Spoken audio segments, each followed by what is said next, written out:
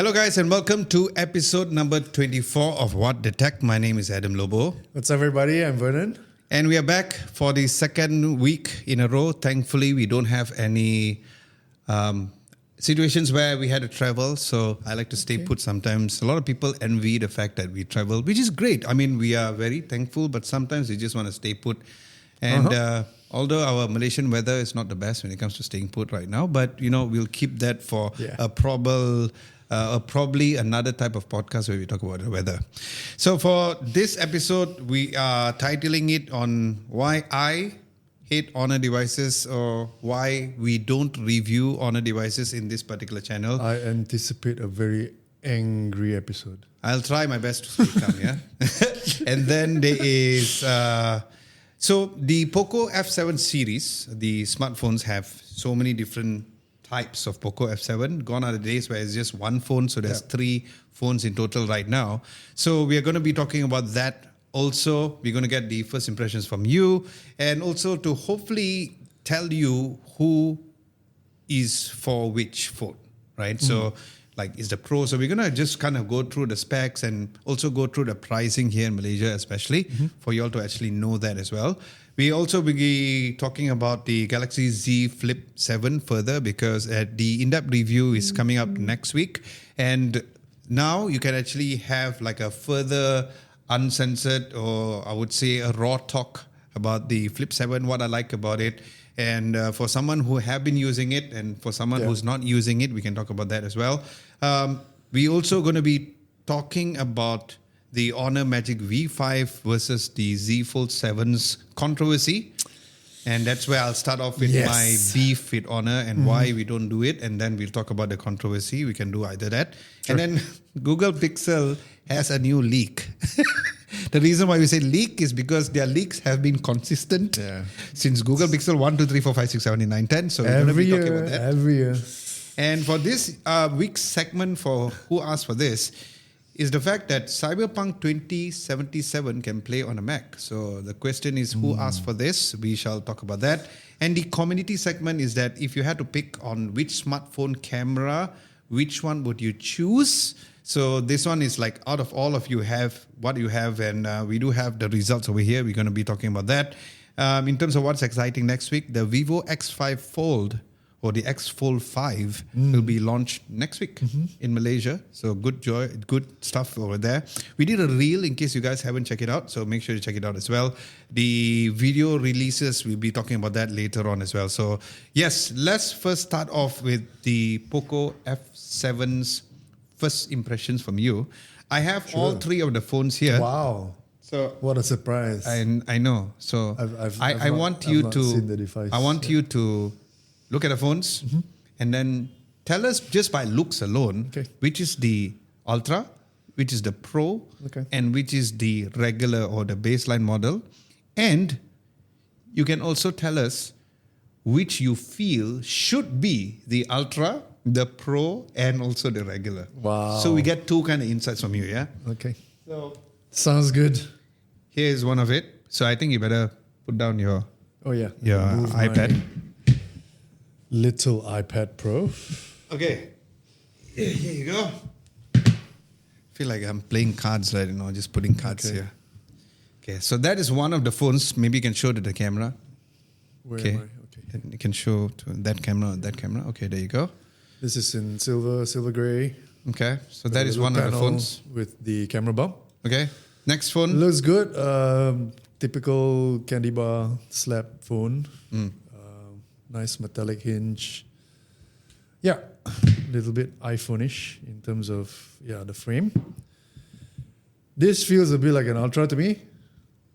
Okay. How about the other phone which you hold? Because also, I always associate POCO with this bright yellow thing. I don't know why. But since day one, kind of they had this branding. I would say this is Ultra. Why? Because number one, yellow. Number two, the frame is different. Okay. Right? It's powdered. Okay. The powdered frame. It's slimmer. But this is very similar to... these two are quite similar with the silver frame. Show everyone about this particular phone after this. Okay, hang on. So I'm just going to show you these two first. In terms of design, they are quite similar. The back panel. Okay. Finish is a little bit different. This is also matte. Now, this is completely different from the other two. So you might kind of think that this is an Ultra because it's so different. But I think the clue would be look at the camera module and there's only 2 cameras, but these have 3. So unlikely that this is an Ultra, okay, from first impressions. Still very well built. It says limited edition, I don't know why, maybe because of the design here of the panel. Clearly Snapdragon logo here on the front. So let's hope that's a Gen 4 or Elite. Nice screen. So this is a bigger device considerably compared to the other two. Yep. So is that an Ultra? I don't know. So interesting. So I think it's very interesting in terms of design because 2 are the same, similar, yeah. and the other one's not. So if you had to guess, I think you already guessed the Ultra, correct? Yeah. How about the other 2 phones? Which do you think is the Pro and which is the baseline model? Based on first impressions, I think this is an Ultra. The yellow. Yes. Okay. Show it to the camera. So this is Yellow. the Ultra. I already mentioned why, because it's the thinnest. Number 2 is in yellow. Number 3, the frame is different. Okay. Okay. The I'm Pro? not looking at specs or whatever because I have no idea. And this is the Pro. Okay. I'm saying this is the base POCO because it only has 2 cameras. Okay. Based on that. Very good Although guess. it's bigger. Very Although good it's guess. bigger. You're absolutely correct. So I'm correct. Wow. Okay. So here's the thing. Certified tech reviewer. That would be actually you've been a tech reviewer Okay. before we were. So Retired, you are retired. the otai over here. Retired. Now you guessed it correct. But if you are someone who is outside of POCO or someone who is not very familiar with the industry, if you were to guess which would be, or if you were to show, okay, I want to position it like that or like this from an aesthetic point of view, which would you make it's it an Ultra? look like an Ultra? I think this is different enough. Okay. That one. So the This baseline could model. look like an Ultra. Could. Okay. Okay. If you hide, maybe they hide the fact that it's the camera module, but there's 2 cameras, quite obvious. But this could be one. Yeah, this could be an Ultra. Or this one. I think Okay. this is quite hard to differentiate without you really looking at the specs or whatever. Okay. This is going to be hard. Yeah. Yeah. So you would say that the baseline model looks more like an Ultra. Yeah. I totally agree. So the interesting part is that this POCO Also, F7. it's bigger because you expect an Ultra to be bigger than the rest for some reason. Yeah, I don't it's know. always It been the makes case. It is also heaviest among all. I have the specs in front of me. It is 215 grams compared to the 7 Pro, which is 206, and the Ultra is 212. So this is the heaviest of them grams. all. Okay. It is also the biggest screen. I don't know why POCO decided to do that. It's a bit weird, right? Yeah, your baseline model is the highest or the biggest screen, which is 6.83 inches. Huge. That's what she said. And then there is the POCO F7 Pro, which And is these are similar. 6.67, and the Ultra is 6.67. It looks similar, so yeah. In terms of the brightness, all of them are the same. 3,200 nits of peak brightness. Samsung panel, I assume. Here's the interesting part. We still do not know what does POCO Shield Glass mean. Exactly. Because what the is that? Ultra is using the POCO Shield Glass, and the other two is using Corning Gorilla Glass 7i, which is something that nothing used to bring down their cost. But for POCO, it's fine because we're going to be talking about the price right after this, which is totally justifiable. So is their proprietary glass better than the Gorilla Glass? We do not know. There's no data at all. I mean, even for me and the guy Aryan, who helps us to script some of our videos from India, he also did lots of, because POCO is huge in India, and he did some research, and even he couldn't find a lot of data on that. So the chipset, so the POCO F7 is using the Snapdragon 8S Gen 4, similar chipset to the Nothing Phone, the Nothing Phone 3. The F7 Pro is using Snapdragon 8 Gen 3. Interesting. And of course, the F7 Ultra is using the Elite. So Okay, very distinct kind it of is. So I CPU range. you would question why POCO does something like this, but at the same time, it's very interesting that what they're doing. In terms of the camera, the main sensor for the F7, which is this, is a 50 megapixel camera. All of them are using a same 50 megapixel camera. Okay. We do not know whether it's the exact same sensor. I know that the F7 Pro and the F7 Ultra is using the same sensor. We do not know about this. Haven't tested out the cameras and even this device yet. Stay tuned for an in-depth review of that, because in Malaysia it's hazy. Whatever pictures you take is going to be looking ugly. Okay. The secondary camera, take it indoors. The F7 and the F7 Pro is using an 8 megapixel ultra wide, which is fine because Samsung's doing very well with 12 megapixels anyway. The F7 Ultra is using a 32 megapixel camera, and there is no telephoto lens, which brings us to our topic later on about telephoto lenses and stuff. The battery. The F7, I think the reason why is probably significantly heavier is because this has 6,500 milliamps of battery. Is that silicon carbon? We do not know. I think so. But if it's silicon carbon, I still trying to understand why is it so heavy. But I think at this point of this day and age, I think they would have used silicon carbon battery. So that is for the F7. The F7 Pro is 6,000 milliamps of battery. Which is okay. But your F7 Ultra that you're holding right now is 5,300 milliamps of battery. So why do you think that this has a bigger battery than this one? That's a very good question. I think it has a bigger battery is because of the fact that they wanted to just simply reduce other areas in order to put it more battery. Because the funny thing is that I got my hands on this device very late, because the purpose of POCO releasing this particular phone, although we do reviews generally about every single part of the phone, but the purpose that POCO has released this phone is because they want to cater towards gamers. So probably that's the reason why they put a biggest battery on this. Now, for us, as usual, whenever we review a phone, we go through every single point.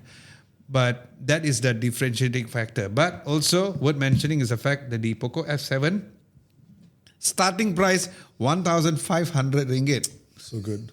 1,500 ringgit for 6,500 milliamps of battery. Yeah. The POCO F7 Pro is 1,789 ringgit. So 200 bucks. The calculation yourself. And the POCO F7 Ultra has reduced the price, so it's 2,449. 2,449. Yeah. What was that before?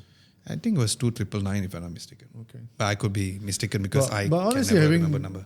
Held this in the hand, I think this feels really good. Yeah. For the Ultra. Okay. It's a bit heavy. When we reviewed the phone, a lot of people weren't happy with us, saying that why is this guy complaining about a phone that is very affordable? Yeah. That's my job. Because that is your job. And also at the same time, I think in general, we've been reviewing and doing a lot of POCO videos. It's important for us to be a little critical when it comes to POCO releases, because we already expect the best of the best. So we need to kind of pick or be a little picky and choosy in terms of what they are doing and that. So if you had a choice when it comes to having the best balance of price and the overall performance factor and based on the specs, which one would you go for? There will always be something in the middle. Okay. I think it's either a Pro or usually not the Ultra. Wow. So even for this case, the POCO, you would go with the... I don't know, by feel-wise, I do like the Ultra, by feel-wise. Okay.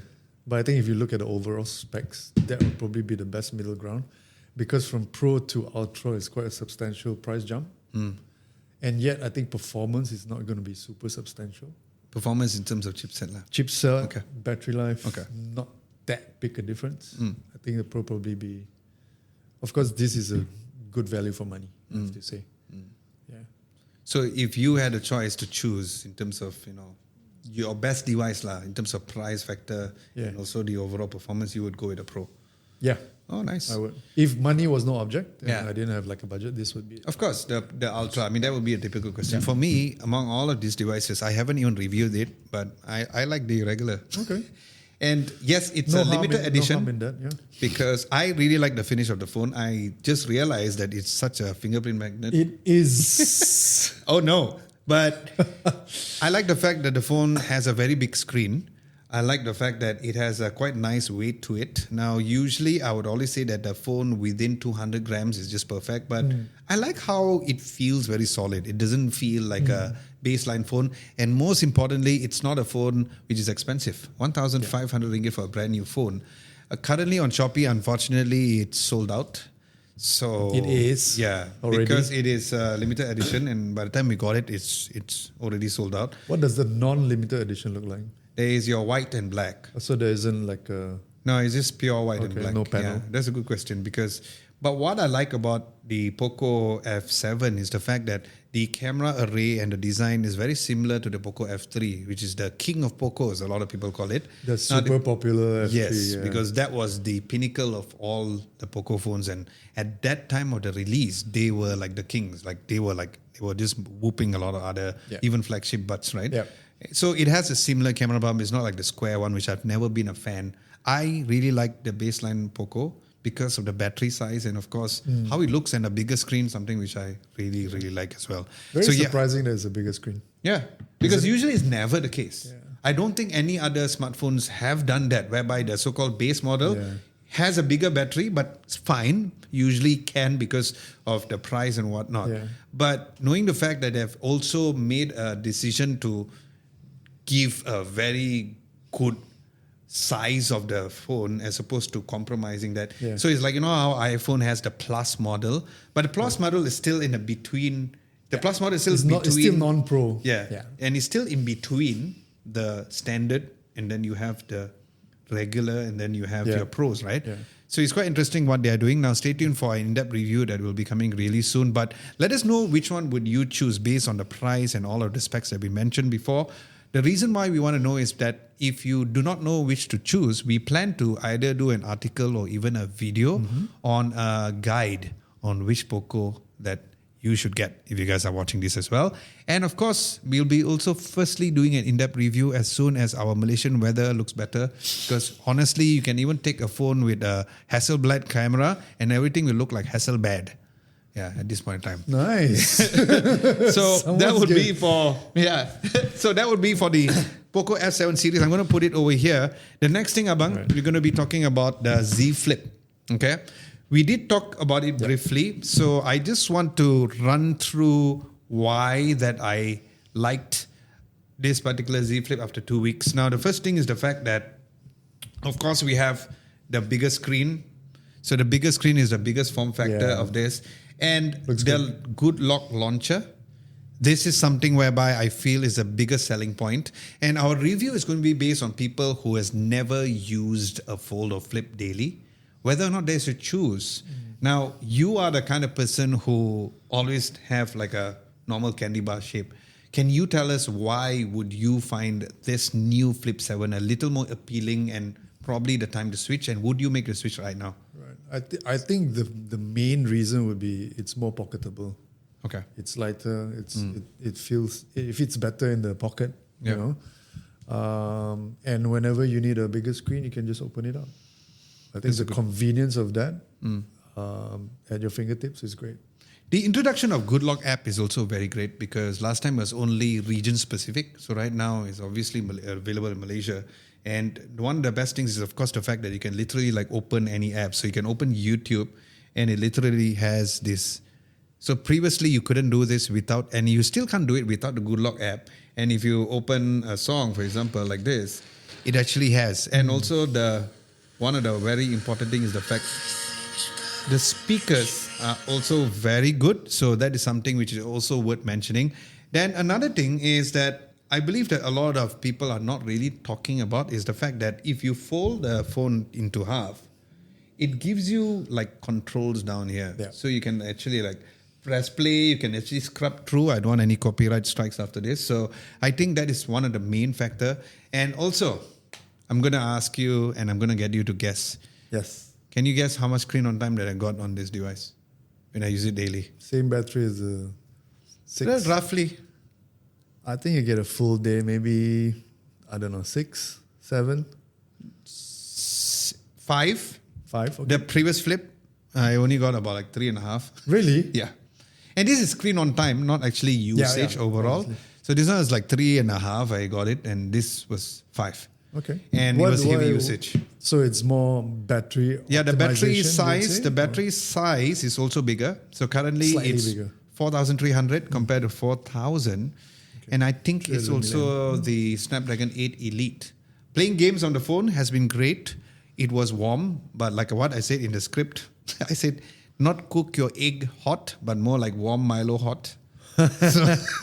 So that's what I actually mentioned specifically on that. But for somebody who have never used a fold, so like we already asked you, but if someone were to come and see you because you're still the otai in the tech scene, and they ask you that, hey, did you check out the Z Flip 7? And do you think that I should make the change now? I've never been using a Flip. Right. What is your answer on that? I think it's a good time to jump on the bandwagon if you haven't already, because I think, like I mentioned in the previous episode, foldables have come so far. Yeah. 7 generations. Yeah. Many manufacturers in the game now. Technology is getting better. Yeah. The build quality, the durability has improved so much by leaps and bounds.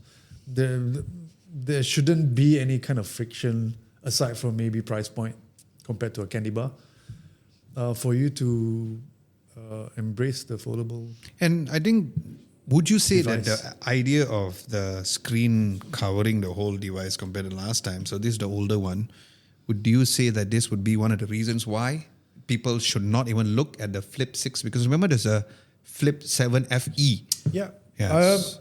I think it's one reason. It's not all the reasons. I see. Okay. If you do, it has to fit a budget. And I think the FE fits the budget. If you want it to be like your first foldable device, and FE is an option for you. Okay. Based on the price point.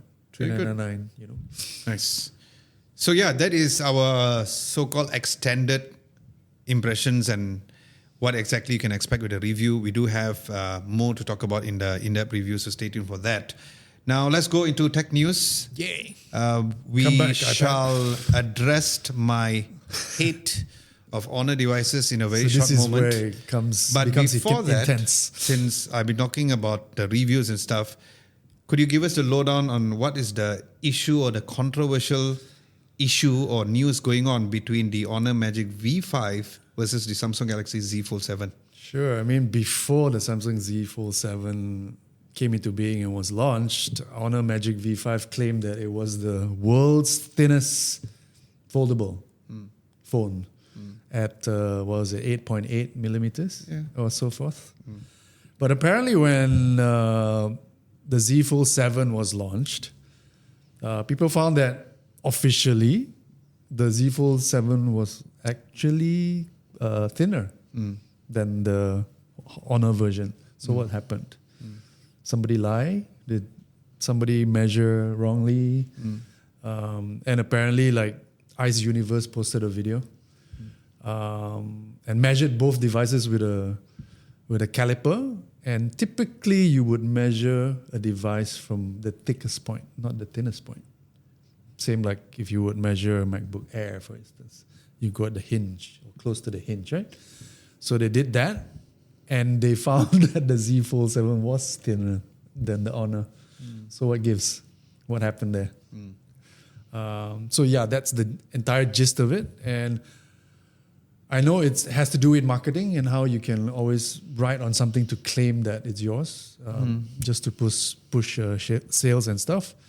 But I think that the thickness of this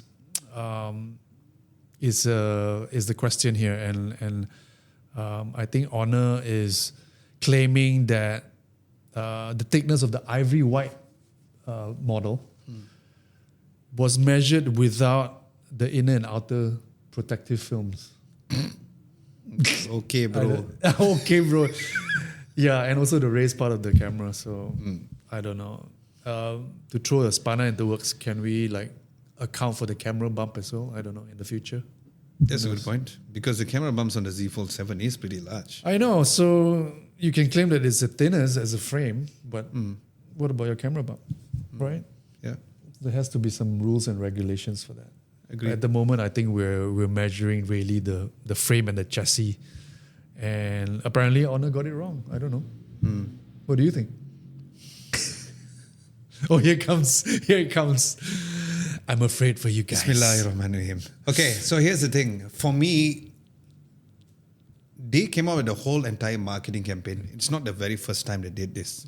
They Do you came think it's up- an engineering mistake? No, I think it's a brain mistake. Because the engineering department will say, we measured it. This is 8.8. You can do whatever you want with the data. You can market it. And they say, wow, 8.8. We are literally the thinnest in the market. So let's use that as a story to tell. I think that y'all, whoever is within the department should double check things like this. But at the same time, Honor has always known recently, not last time, like recently always trying to pull Samsung, try to troll Samsung into always doing this kind of stuff. Before we talk about what they did elsewhere, for this particular thing, they actually released an image side by side and to say that we are still the thinnest. And then when they realized that they were not the thinnest, they removed the post. So what does that show? You can't toy. Right? So that is one of the things. You know you made a mistake. You cannot hide from photo evidence, right? Exactly. And knowing the fact that you knew that, oh, I made a mistake, I removed it, already shows your claim. Previously, their previous folds, yes, they won. They were thinner, yeah. And they were still trolling Samsung about it, and we just leave it at that. It's funny because Honor is the only one who is out there really coming up with marketing campaigns just to troll Samsung. Vivo came out of Vivo X5 Fold. They are not coming up with the marketing campaign specifically to put any other foldables down. They're like, okay, look, we are one of the lightest. Whether or not it is lighter, whether or not it is thinner, they're not creating specific campaigns. And that is what makes me very irritated about Honor in the first place.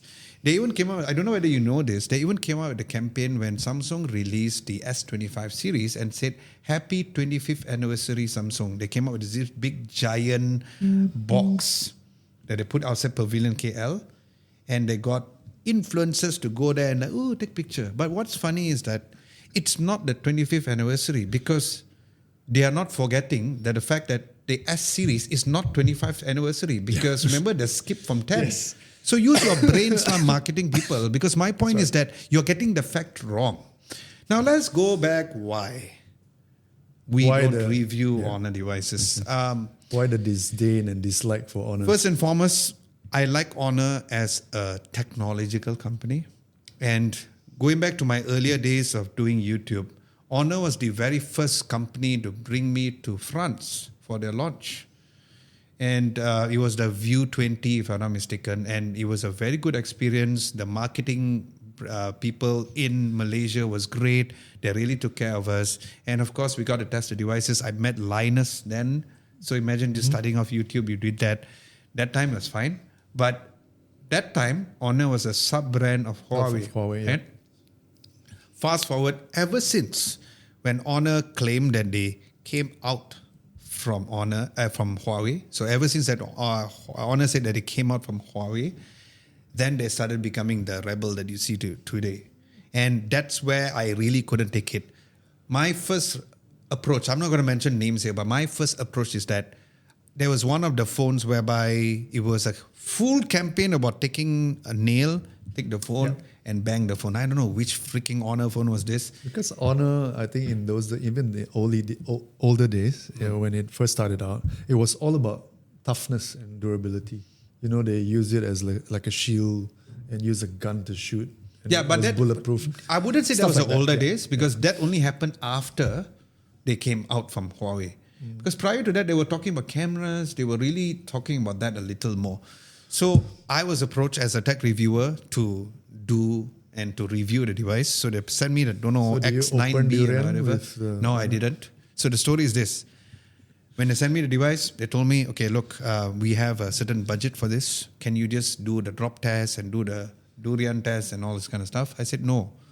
I said, because I don't like doing stuff like this. I never do drop tests neither. I want to show things like this. Maybe just a drop test very quickly is fine, but I'm not going to use it to bang the nail. Yep. And they were like, oh, if that's the case, I'm not going to give you the phone. I was like, can I just review it as a phone? No. because this is our marketing direction. You can only talk about this particular things. So if I'm going to do that, I might as well just work back in Astro, right? Just do my normal 9 to 5 job if I'm going to be that kind of person who's just going to listen to the brand, what they said. So That's not a review, by the way. Exactly. Yeah. But here's the thing. There were a lot of people, again, I'm not bringing anybody down, but there were a lot of people who did exactly that. Now, I understand people need money in order for them to work and feed the children, feed the people in the team. But that's where I knew that I need to put my foot down, because there's no smartphone brand in the world who tells me that you can only cover specific things. That's about it. Yep, agreed. So for me, that's when I was already disgusted about that, but I kept quiet. They came up with great devices. There was no doubt about it. But the marketing campaign specifically in Malaysia, it's totally different than what's been happening globally, right?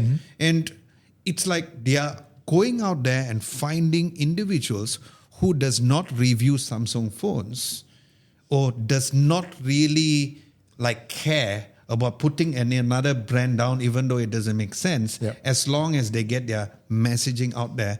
So that's the only reason why I don't. Now, here's our promise. Once when we are financially stable, we will buy Honor phones and do reviews. The only reason why we don't is because we do not have the monetary capacity to buy every phones. Hence why all the devices you see over here are review units. After we're done with the units, we're going to give it back to them. So that is how it works. As a tech reviewer, you've been in the industry for the longest time. So unfortunately, we are not going to be reviewing Honor devices because of that factor, because we don't believe in their particular campaign and their style. Hopefully, one day we can be an MKBHD and buy every phone in the world, and we can just do our review and just rely on CPM. But for now, you'll get there. Thank you, Abang. Thank you so much. So that is the story. Now, let's look into what is the bottom line. So the bottom line of this whole entire controversy is the fact that Honor says that the world's thinnest phone is based on selective measurement in a real world use. The Z Fold 7 is just as thin or actually thinner depending on how and where you measure. So to me, they are not. It's also typical marketing, isn't it? You Yeah. just find that little thing that's an advantage to you and you try and sell So that if to you your think customer. you're right, means then why do you remove the whole entire the so-called marketing campaign which was out, which shows because it's a half truth. again, you don't backfired. see this coming from anybody else. You don't see Oppo bringing down the Z Fold 6 when they released their Find N5. They talk about what is great about the device, and that's the reason why it disgusts me that Honor comes up with dedicated marketing campaigns to bring other brands down. You know, Maybe Corey it's a Taylor. very specific Samsung thing. So Corey Taylor from Slipknot, funny I'm using his quote. He says that a dog that barks at a tree, and the tree is just looking at a dog. He said, "What's your problem?" It's like, you bark lah, you got nothing to do. So that's exactly what is happening over here. So Corey Taylor in his first album said that when you bark at nothing, you become nothing, and that's exactly what's happening. So But you not get nothing phone 3. I knew that was coming. So yeah, guys, that is the overall context of those two things. And the next news or the final news of the week is the fact that Google Pixel 10 has brand new leaks. Yay. Yeah, so tell us about that. It's like another Samsung device, right? Everything's leaked out before the launch. I mean, based on the leaks, there's no big design change. It looks still the same. The island style camera bar that's on the Pixel 9. But apparently the big change will come internally. So they are moving to a TSMC 3 nanometer for the Tensor chip. So it's not going to be made by Samsung this time. But of course, when you talk about Tensor chips, it's never about raw power. It's always about efficiency and about NPU because they want to drive the AI stuff. It's got a bigger display, bigger battery. Nothing really great, right? 50 megapixel main camera, which is pretty much standard on all the Android devices. Also have a 13 megapixel ultra wide. To be honest, the specs sound very underwhelming by today's standards. But again, never judge a camera system just by specs alone, as you know. What do you think? Pixel always has very good cameras. Where do you think that the Pixel stands now in a global market, especially now that it is already introduced in Malaysia? Well, that's a tough market because the competition is so so intense, and phones in terms of baseline standards are so high, and there's just so much choice. And also, I think the Pixel series is always priced a little bit of a premium, so not everybody can buy a Pixel, aside from a 9A maybe. But aside from that, yeah, the competition is too high. I think you have to be a very big kind of Pixel fan to buy a Pixel device. Okay. I know you're a fan, I'm a fan. I was. But I was, but now I'll just use it. But it's not like I'm going to go out of my way to buy one. Yeah. Because you're right, there's so many options. So But many if you are the marketing boss for Google, specifically on the Pixel, what would you change from the Pixel lineup? What would you do to make it a bit more appealing for the general crowd? Wow, that's a tough question too. I think it'll have to do with features. I think it'll have to write on the features that you are very known for, especially your photography. And I think what the advantages of Pixel is, because it's a Google device, you get great software and hardware integration. You know, the integration of Gemini, the integration of AI into the many facets of the user experience. I think that's the most important. Yeah. Yeah. I think also if they had more device exclusive AIs, like for example the call screening and stuff like that, which is unfortunately not available in Malaysia, I think that could be one of the biggest selling point. Because that's very US specific or certain market specific features. My very first Google Pixel device was the 2XL, and I paid full money on that because it's not so available good in though, Malaysia. especially the So cameras. good. Yeah. So that's the thing. While Pixel's cameras were very good, a lot of people caught up and already. they were still here, while a lot of people became better. I know. So I agree. Wouldn't you spend some R&D to make the cameras better? But how good can a camera be? That is also another question. Good is very subjective too, right? Yep. What's correct. good? Yeah. So the software perspective of things, nothing OS is very good. So Pixel is like, oh, you can get a Pixel, but nothing OS is just nicer with the essential space and It's all. different. Yeah, it's different. And Samsung's One UI, they came a long way from Samsung experience. Right I now, know. the One UI is so amazing. Remember TouchWiz? Oh my God, TouchWiz. That was before the Samsung experience. Yeah. Yes, correct. Oh, that's before. Yeah, I remember. So the thing is that the reason why I'm asking you this question is not to put you on the spot, but I'm trying to sell Pixel to people, right? If you want to talk about Gemini, Samsung devices has Gemini. Yeah. If you want to talk about cameras, there's a lot of even more affordable or cheaper devices which has great cameras as well. So what is the selling point for a Google Pixel, especially here in Malaysia? It's a very personal choice, I feel. And the flavor of Android that you pick is very personal. Some people like the clean Android, like Pixel. Some don't.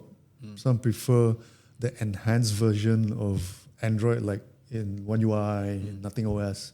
Nothing OS really looks very different, right? From your typical Android UI. So it's a really matter of choice. I like the cleanness of it. I like the non-bloatware that's within the Pixel, as well as it's just quicker, efficient in a lot of ways. Yeah. Yes, it lacks certain features like what has been added on in One UI, for instance, or Nothing OS, but some people appreciate it. Okay. Yeah.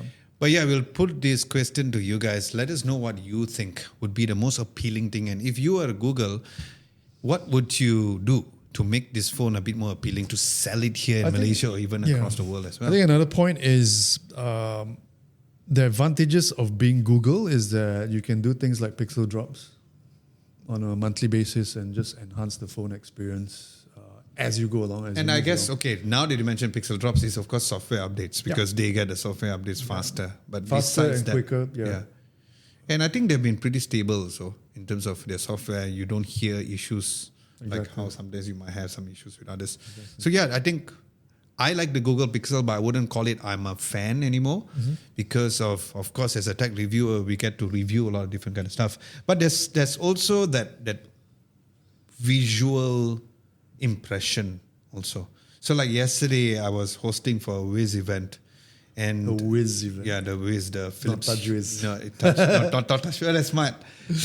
And what's interesting is that the big bosses, they were actually using a Pixel. And it gave me that immediate impressions like, oh, he's using a Pixel. Even though as a tech reviewer, there's that, oh, that's quite interesting. Because you're not using a Samsung, but what's wrong using a Samsung? Yeah. What's wrong using a nothing phone? What it equates to? It equates to like in the PC verse, right? So when you're using a Microsoft Surface device, it's like, I'm a bit more atas. Oh, yeah, that's true though. I'm a bit more premium in terms of that, Correct. Yeah, of course, Apple is in a different landscape. Yeah, I mean, that is a whole separate story altogether. But yeah, from an Android perspective, I think that is the idea and the look as well. And it's positioned that way, right? It's the premium, is the more... But it's good that it's available exclusive here in Malaysia. And the smart home ecosystem for Google Home has always been consistent, especially here in the studio as well. Okay, for your segment, who asked for this? Cyberpunk 2077 on a Mac. What's up? I know, it's incredible. I've seen it running last week when you guys were playing around with it. It's pretty amazing. But it was a question which is a question tale as old as time. Is can you game on a Mac? And why would you game on a Mac? I know everybody else here, even us, we game on a PC or a console. I don't even game, but yeah. But I mean, the short answer is yes. Mac gamers can say yes, and I think Mac gamers would probably ask for this. Yeah. Do you ask? And if it was just for bragging rights, I say, yeah, I can game on a Mac. I don't even need a GPU. I've got a Apple Silicon integrated graphics, and it runs fine. Yep. Of course, for casual gaming, it's perfect. Mm-hmm. And if you look at the Apple ecosystem, there are more than 1 billion devices. Yep. And things like Apple Arcade helps that casual gaming kind of environment. But always when you talk about gaming, it's always about the AAA titles that are on the PC and on consoles that the Mac lacks. And why? Because it's just a smaller kind of market, right? There's 10% of, let's say, the OS, maybe a little bit more of the OS markets. But what it demonstrates is that Cyberpunk 2077 can run on a Mac, and that the M chips are powerful enough to run, 8 AAA games. Correct. Without GPUs. Yeah. So just to give you all context that we have run this on the M3 Ultra, and which is really a workhorse, and it's really powerful, right? And also at the same time, both the developers and also Apple says that to get the best experience is on default settings. But of course, as a tech reviewer, the default settings is the ray tracing is by default and all. On. Yeah. So, but being a tech reviewer, we decided to go a bit harder. So we tried to do ray tracing overdrive. Okay. Not very meant for that, obviously, because it's still got about 30 to 40 frames, which is okay. Which is quite impressive when you come and think of it. Yeah, because no GPU. But the resolution reduced to 1440p. Okay. Which is still okay. Yeah. So it was running between 40 to 45 frames or so, which was fine. But the sweet spot would be to run the ray tracing instead of default, do at medium, and then you play it at 1440. Do you get 60 frames? Yeah, you get kind of close there. Or honestly, ray tracing ultra, but the graphics go down to 1080p. So you can play around with that. But again, who asked for this? Probably we didn't ask for this, but it's a place whereby it is there, right? And for people who's just specifically using an M3 or a Mac, they can finally use this as well. And Adam has actually raised up his hand because he asked for this. So he wants to. The good thing about this Cyberpunk thing, it also runs on hardware as old as like the M1. Yeah. So it's very impressive. Yep. Meaning the base standard kind of M1 chips can also run Cyberpunk. We are doing an in-depth review of the M3 Ultra after using it for 1 month. We are going to be doing video editing tests using 17K resolution footages and stuff like that. Yeah, I know it's crazy. 17K. But we are also going to be talking about the game. So other than Cyberpunk, we also tried out Baldur's Gate 3.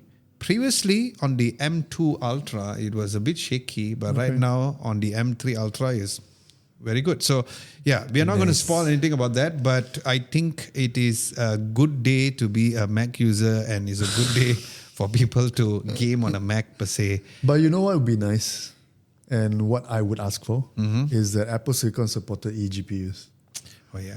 because that's something that completely. They did support their very own GPU, the one where you put it on their Mac Pros, but I think then they kind of stopped it as well. Yeah, because if they can do it, means that you can M. even use like those external black magic GPUs and that create would even higher help ones. a lot.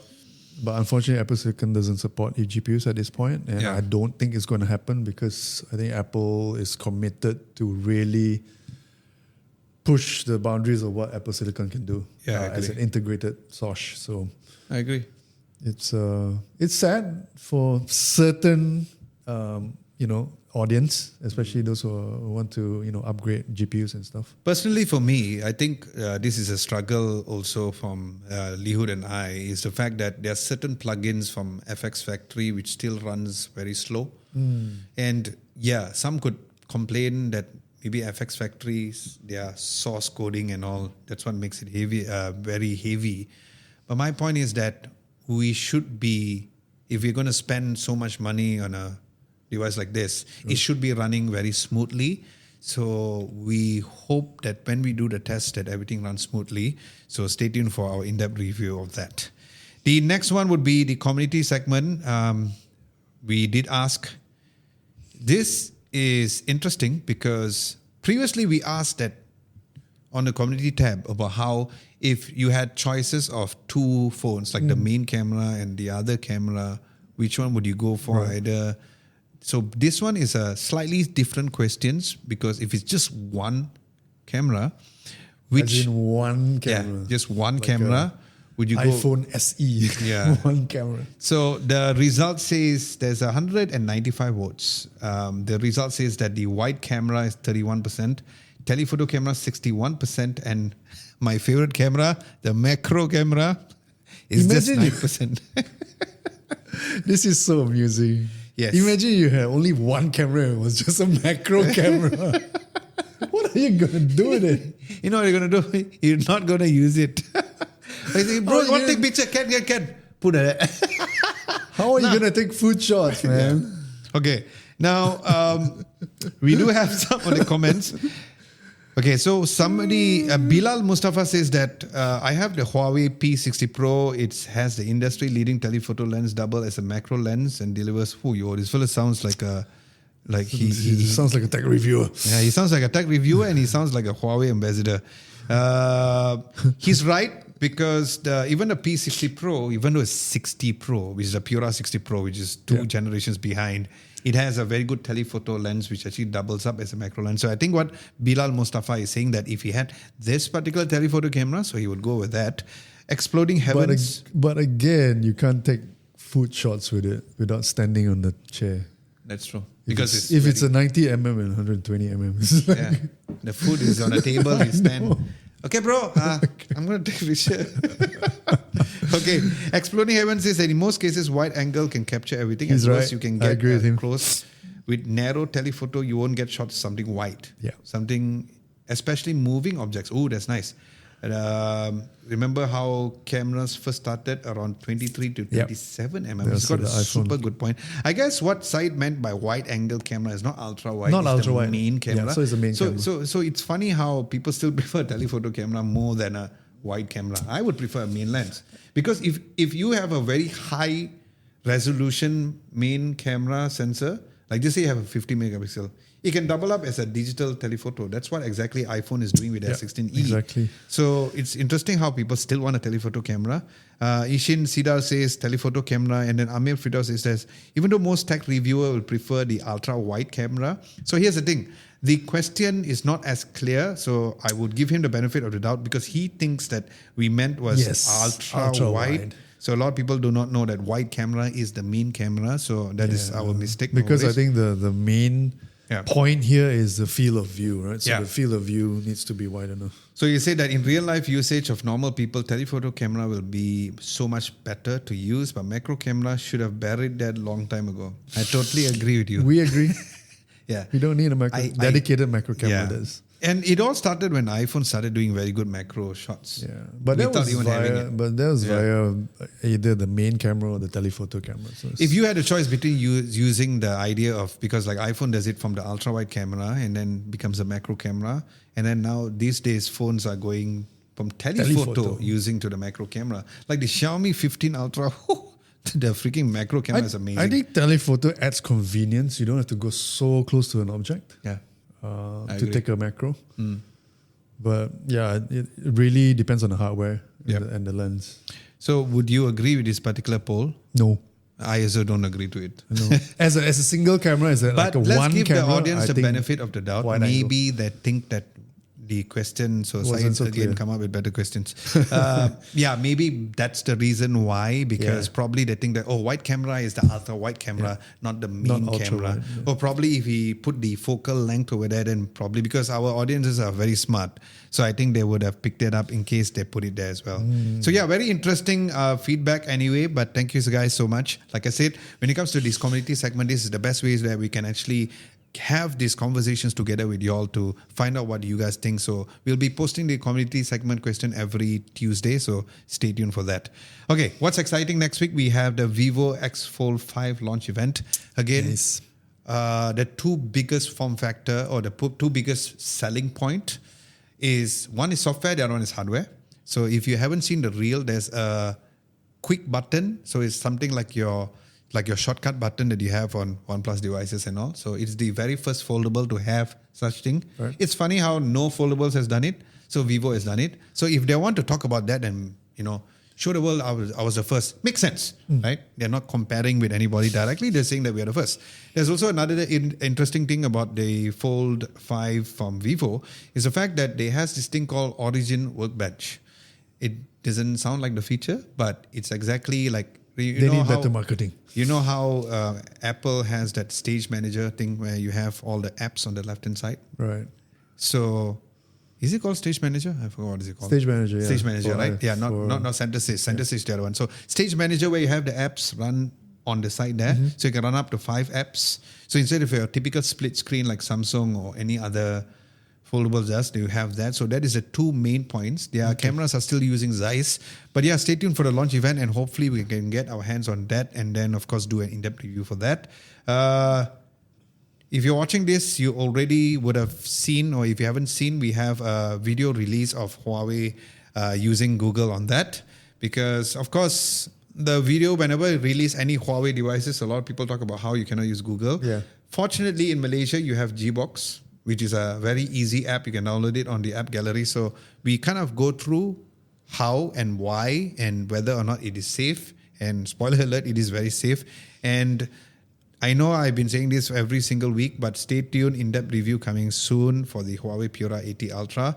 Also, releasing this Sunday, which is tomorrow, if you're watching this on Saturday, is the Nothing Phone 3 versus the S25. Yes. Looking forward to that. Thank you. Because it's one of the toughest videos. I think it's a very tough Leo has had to call go as through well. a lot of rubbish because Final Cut Pro decided to be his best friend and to crash. Final Cut Pro does not crash often, but the poor guy had to go through this rubbish. Anyway, then of course we have the in-depth review of the Z Flip 7. The Huawei Pura 80 Ultra review is also coming next week, and of course we'll many try to videos coming next do week. the Nice. Fold as well. Yeah. So yes, stay tuned for that. And with that, we'd like to say thank you guys so much for watching this episode number 24, Kobe Bryant, like what Adam Arif says. God bless his soul, Mamba mentality, love the dude, even though I don't watch basketball. My name is Adam Lobo. And I'm Vernon. See you in the next one. Bye-bye. Bye.